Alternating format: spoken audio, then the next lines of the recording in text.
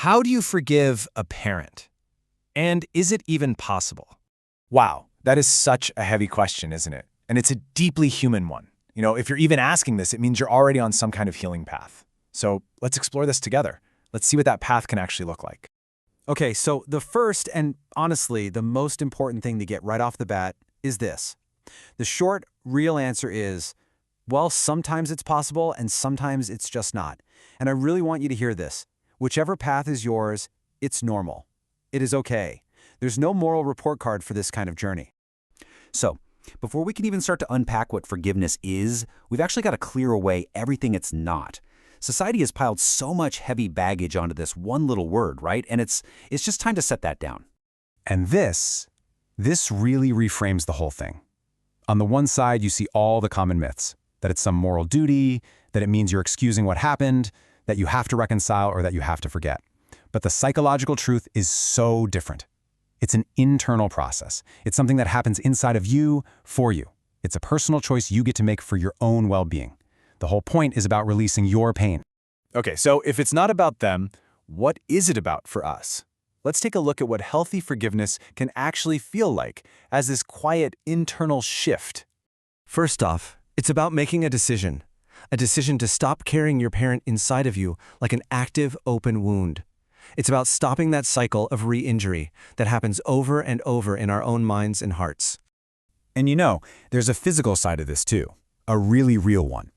This kind of internal shift literally gives your nervous system permission to stand down, to get out of that constant state of battle. It's about letting go of the hypervigilance, that tension, that fight or flight feeling that just becomes your normal.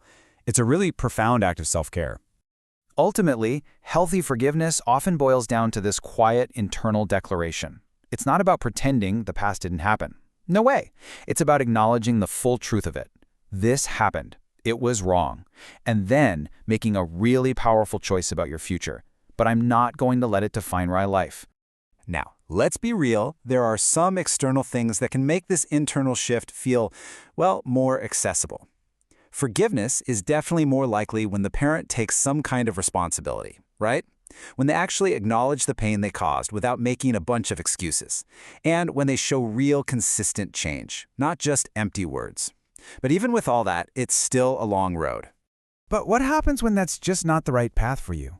I mean, in so many situations, trying to force forgiveness isn't just hard, it's actually unhealthy.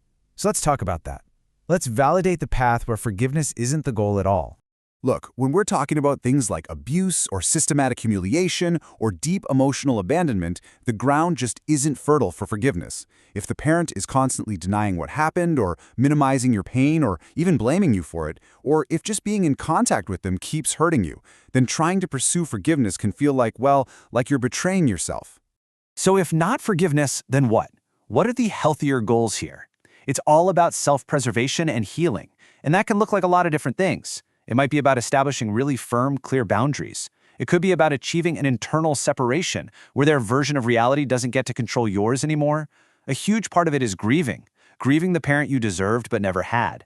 And sometimes it's about seeking justice and recognition for what you went through. We have to be so careful with this idea. Sometimes, when we say, I want to forgive, what we're really crying out for is safety, for justice, for recognition, and for the simple permission to just be angry. Pushing for forgiveness before those fundamental needs are met, that's a form of self-denial. It's like telling yourself that your own feelings just don't matter. So, how do you find clarity in your own unique situation? Well, here's a simple, pretty practical compass you can use, something to help you navigate your own inner world and find what's true for you. Just ask yourself 3 really honest questions. First, what specifically hurt me? And I mean, try to move past a general feeling and think about concrete actions or words. Second, what was I owed that I never received? This could be anything: safety, love, encouragement, someone believing in you. Let yourself acknowledge what you deserved. And third, what do I want for myself now? Is it peace? Is it distance? Is it some kind of change in the relationship? You've got to be honest with yourself about what you need today.